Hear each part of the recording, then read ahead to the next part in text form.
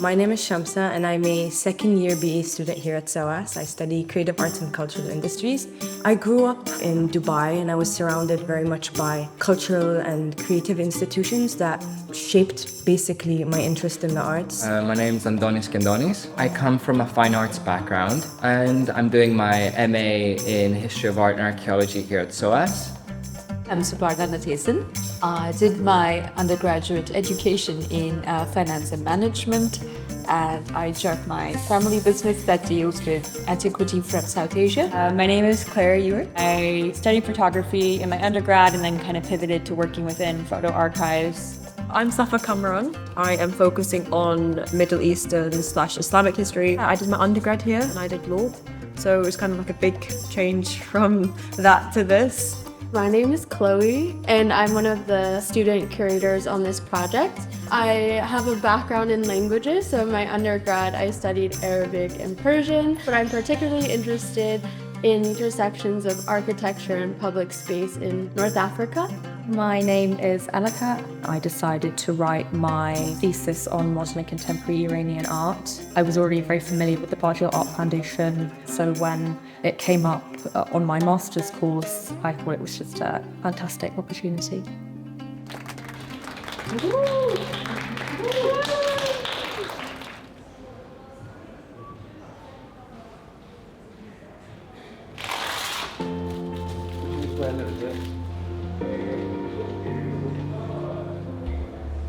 Around this time last year, I was contacted by Lina Khatib, who is the director of the Islamic Institute. She wanted to invite Sultan as a visiting professor to SOAS. We then decided that what would be really valuable was for Sultan to work with our students while he was developing this particular exhibition.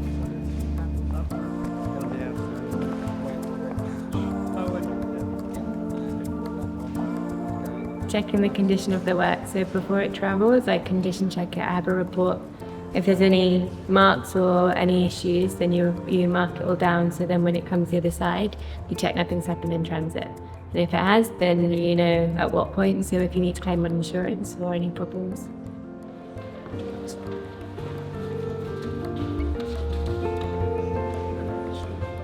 This originally began as a 4-week workshop offered by the Barjeel Foundation, and then it kind of evolved into a 9-month-long curation of this actual exhibition.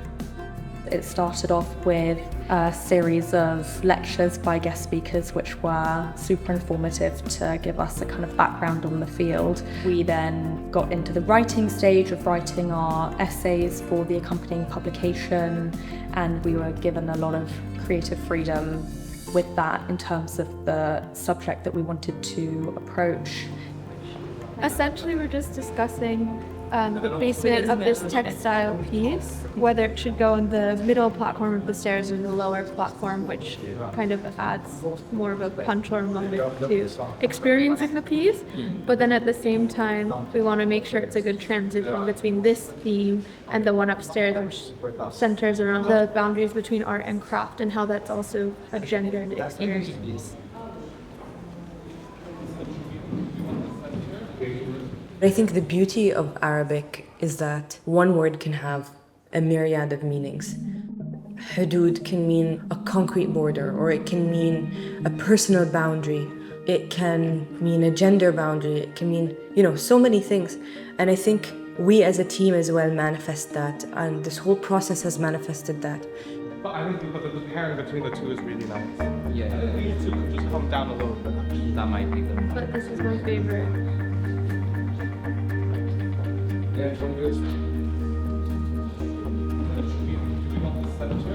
All of us took on different responsibilities. Some of us took on project management and conceptualizing to be able to bring together everyone's thoughts in a more systematic manner.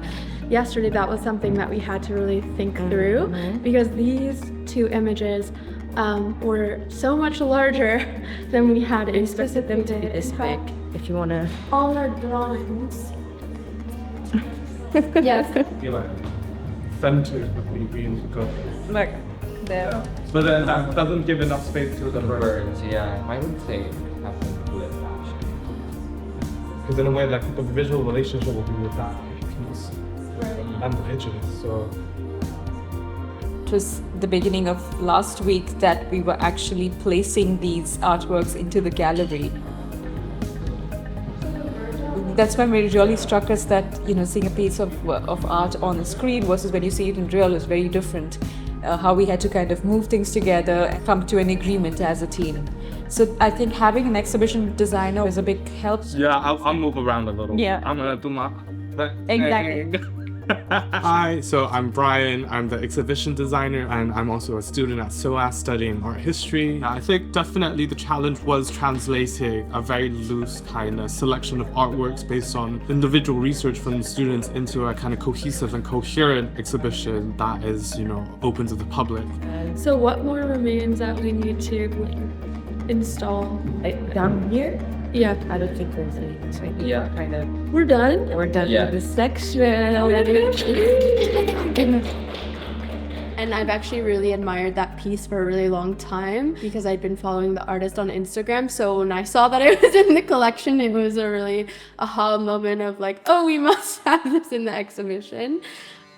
And one of my favorite details of the painting is that you have 3 generations of men and they're all wearing white, but the teenager is in a white tracky suit wearing like Nike TNs. And I think that's just a really interesting conversation.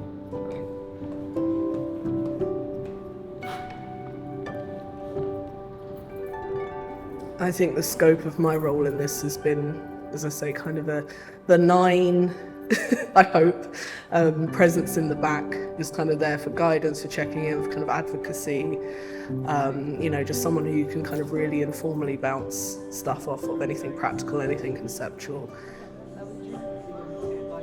I will miss them all terribly. They're a very lovely bunch of people, just aside from the fact they're all incredibly talented and, what they have created, as I say, is incredibly impressive.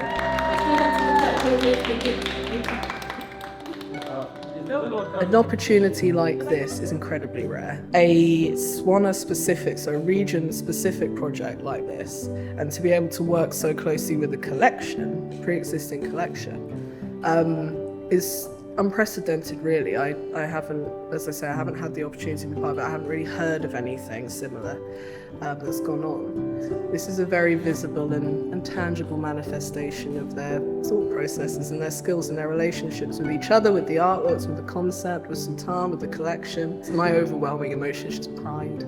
So for me, it's just been a privilege to, be part of this.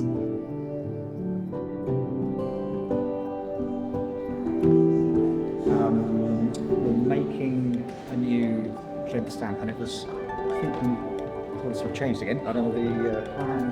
I believe the football's coming in this area. Right, yeah. Can you just think that it's a volleyball? Yeah, it's a volleyball. It's a volleyball.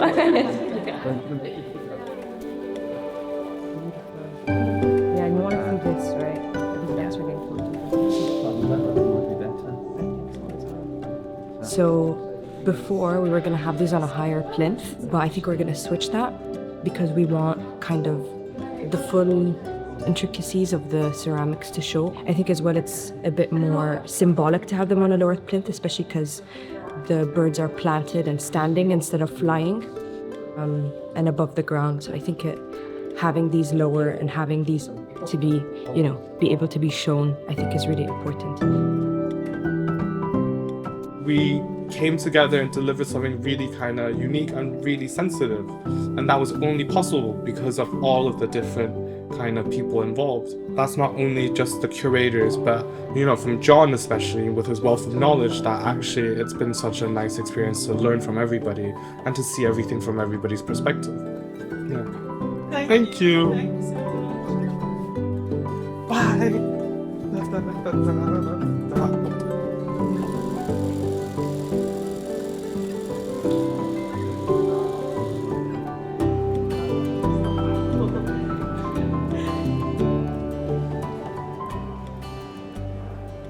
The artist had to flee her home country, becoming a refugee during times of war. So in this specific work, she blends, kind of the anatomy and the attention to realism of the Renaissance, but at the same time blends it with Japanese painting, which is very flat and stylized, and Iraqi book arts from manuscripts and miniatures, which again is very stylized and flat. So there's kind of this kind of push and pull between the different styles. I look at it as the various challenges that we face in our lives and how that process is an infinite fight going on within us, but it's also one that keeps us going. It's also, this whole journey would not have been possible if I didn't have my support system, my mom, my sisters, who helped to raise my child while I was here studying.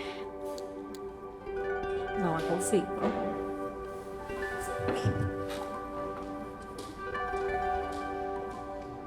So until this had a realization.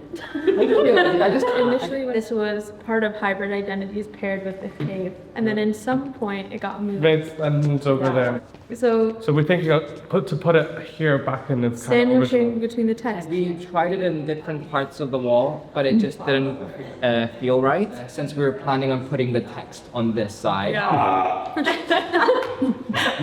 Part of the challenge and the beauty came from the learning by doing. It was sometimes hard to know what the next steps would be, what they should look like. And at a lot of points we came to standstills. It's opened me up, like personally, to want to explore different fields of art rather than just going into history and calling it a day and being like Indiana Jones 2.0. We should just slide. The art world is so fascinating and there's so much to explore apart from like the Western perspective of things.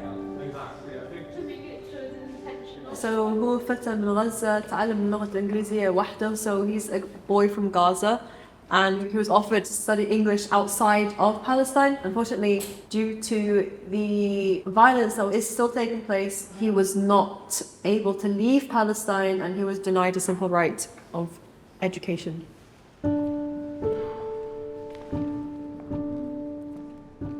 I loved it the most, getting to be so tactile. I mean, not that tactile. We haven't got to really touch any of these works.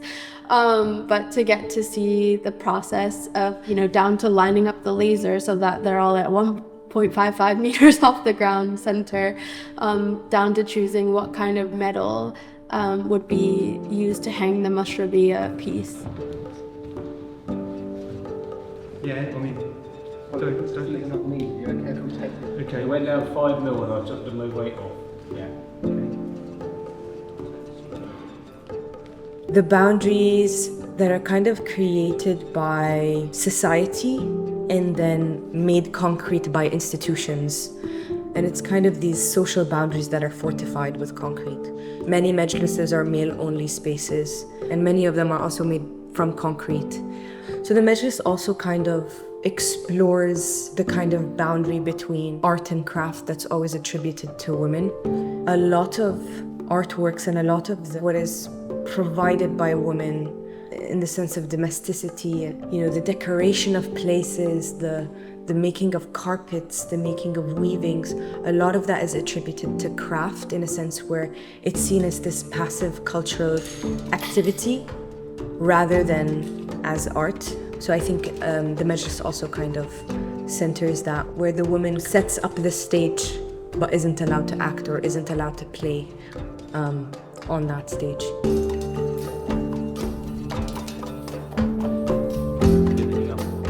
I'm younger than the rest, I'm a BA student. Whilst I did have a lot of support from people, a lot of the times I did feel like I'm not as accomplished or imposter syndrome. I feel like I got a lot of imposter syndrome, in which like when I doubt myself a lot, I even doubt the decisions I make. So I feel like in a sense I don't even want to step and make the decision because I feel like, why am I even making this decision? Like I'm not even like anything, you know what I mean? So well, this is actually Shamsa's baby, this room. So My baby. So now we're trying to figure out kind of where text might go. I would say conceptually, the Majlis is my favourite area of the exhibition. I think it's an interesting interplay of narratives. But I really like the matchless upstairs, actually. I have to say I have gone back to that about 3 times. That was also my husband's favourite bit. I think the use of chromatics, the use of light, the use of different surface textures, you know, the way that the works are interacting with the exhibition furniture, like that for me is like someone who has done a bit of curatorial work in the past, like that's what you want to produce. Wow. It's very advanced writing, isn't it? Practices like craft and hospitality are seen as passive cultural activities maintained by women, distinct from the realm of meaningful art. That's such a beautiful sentence. That's fantastic. The Red Room is also a pretty iconic moment, you know, with Lamia Gargash's Imaginative series and Zaha Hadid's teapots. I mean, what a combination. I think my face is red too.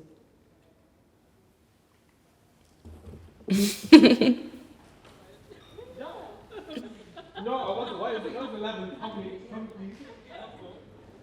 So ghetto. No. Really weird.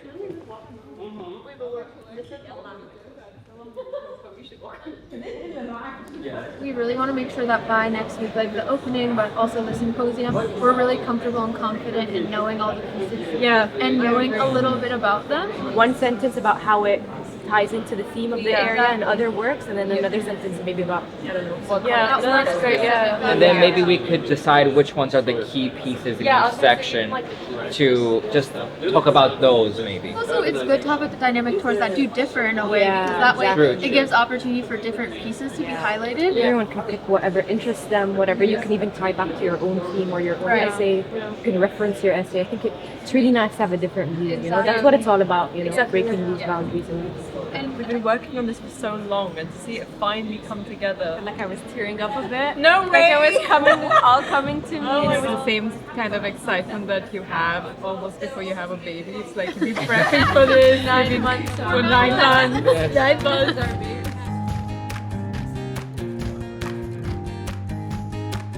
Basically, this is what we started off with, and then we figured out that it was too bright and we could, so we kind of played around with the color a bit more and got this is our final. These 9 months have flown by. I feel like just yesterday we were sitting and, you know, going to a lecture about contemporary Egyptian art by women, you know, and then all of a sudden we're here.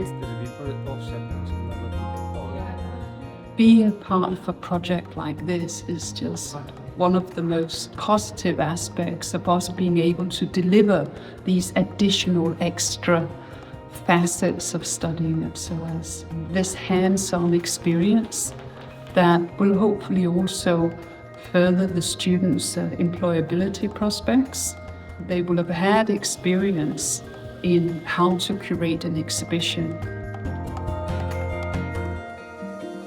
So what's it? How's it going? It's going really great. Like, you know, we're 2 hours from opening. Everything's perfect, exactly as how we designed it. No. So the lighting, I think the entire downstairs section needs to be adjusted. Like, we took way longer than anticipated this morning. I want this entire thing redone.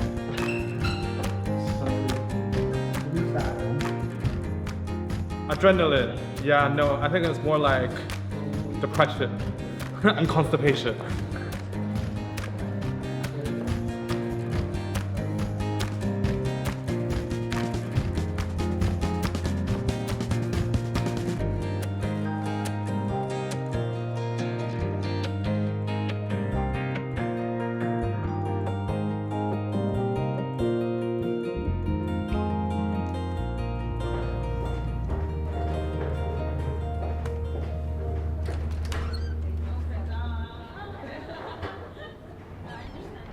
Welcome back.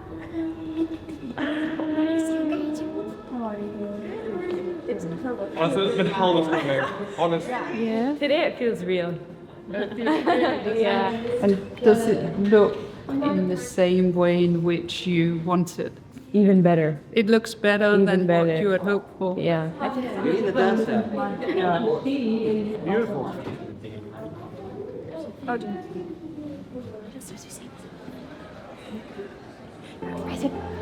You smell good now.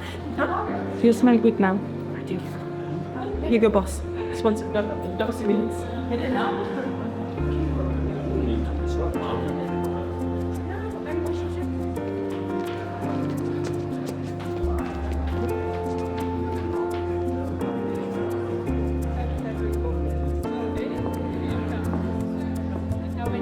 Read what it says.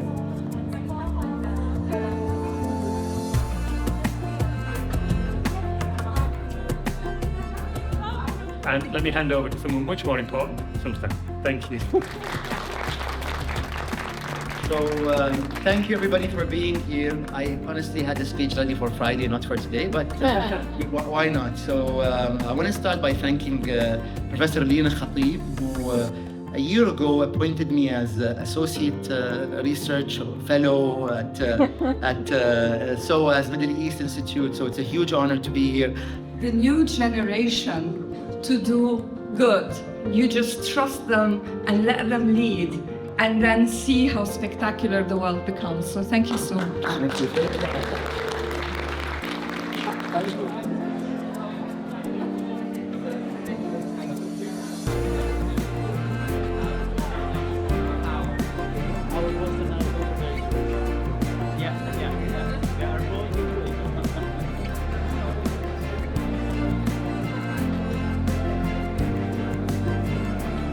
This is the first class I teach that resulted in an exhibition.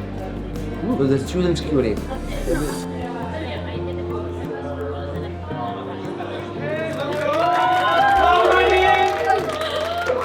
First of all, thank you everyone so much for coming here tonight. I think, as you can see, this is such a special exhibition.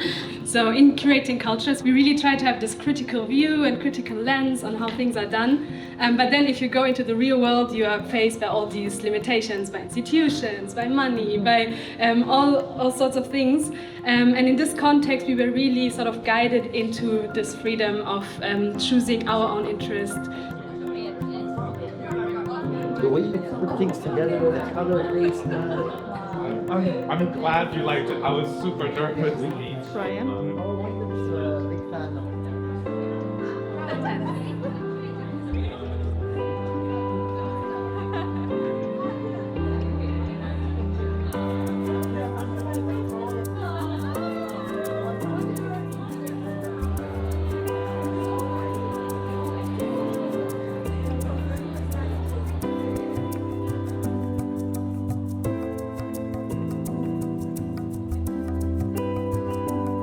I'm really interested in finding accessible ways to transmit knowledge to others. I wanted to organize a symposium because I think another way to make knowledge more accessible is just to have talks and to have different people getting together and having discussions. So that was something I was really keen to be a part of, to facilitate that.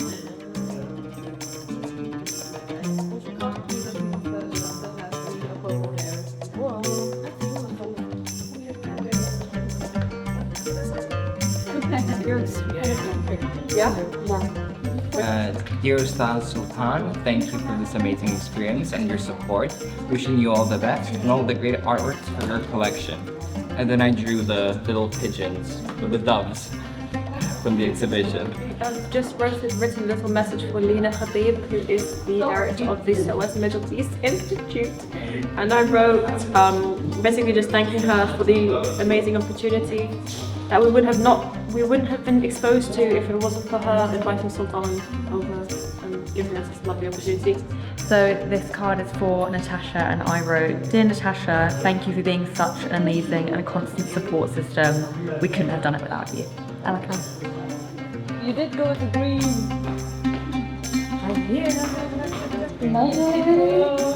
So it's a group of 8, and 7 of you are women. 8. 7 of us are what? Women. Yeah.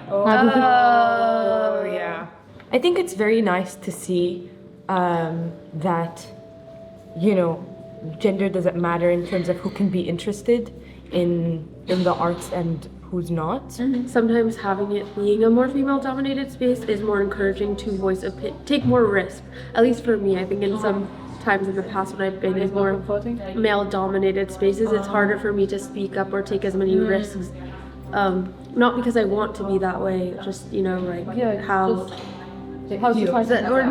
just like that generational thing, or I just it's like I think that's very much something left over from high school where but it is increasingly becoming a space for women and a place that women have excelled exceptionally.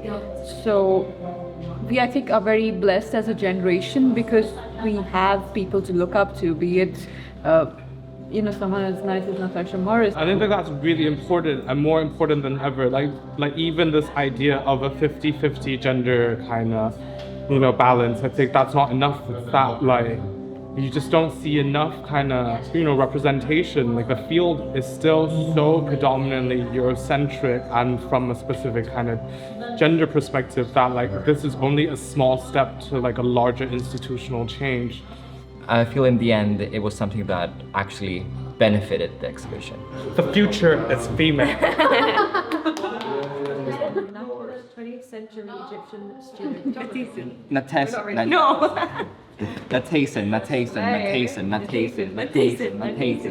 you should be lucky that my surname is the name of God. So we like chanting and getting yes. Suparna Natason. What's my surname? Shamsa Al-Nahyan. Keep it Nahyan. Shamsa Al-Nahyan. Yes. So Nahyan. Shamsa Al-Nahyan. Al-Nahyan. Shamsa Al-Nahyan. Shamsa Al-Nahyan. No. Dear Natasha, thank you from the bottom of my heart. Hope you're not sick of concrete. Hope you're not sick.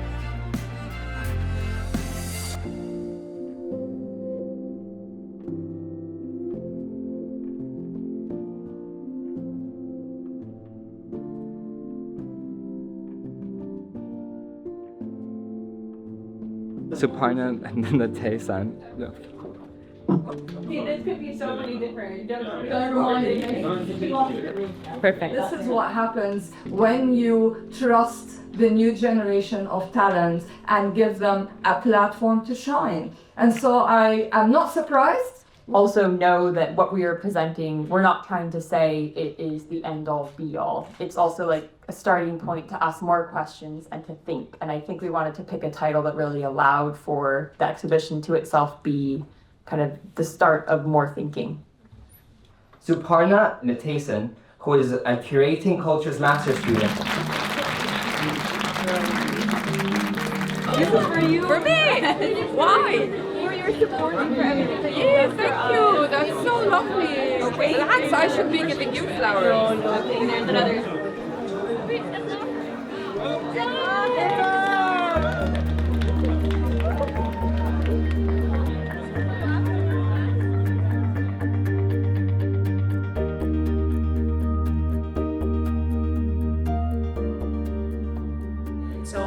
I'd say Their names. Can you tell something about them? Nouri, so Nouri was part of my Arab painting class. She's someone who I've learned a lot from as well. And she's just such a sweet kind of grounding presence. And again, when we're thinking about how people kind of work in a group, I feel like you need to have that energy as well when things get really tough. Shamsa is a force to be reckoned with already at her young age. Tours that she's given around the space with various groups are so engaging, they're so heartfelt. She will go on to do great things. So I didn't know Brian, can you believe?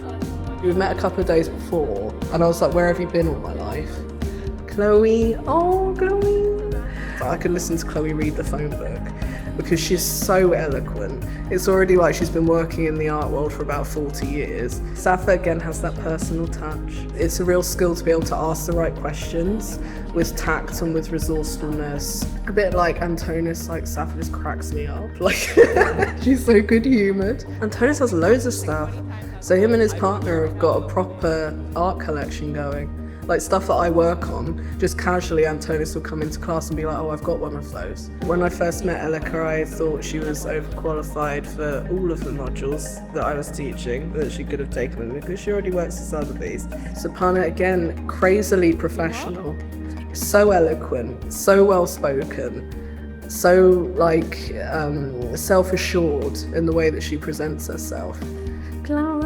The love of art was just pouring out of her. She's someone who I would love to have in any classroom of mine because I know I would have a good discussion. I know that she'd be able to unpack basically every theoretical concept, no matter how dense. She just gets it. Like, she's got the brain the size of the planet. She doesn't believe that, but it's true. Each group has their own kind of slot in your life, but this is a very special one.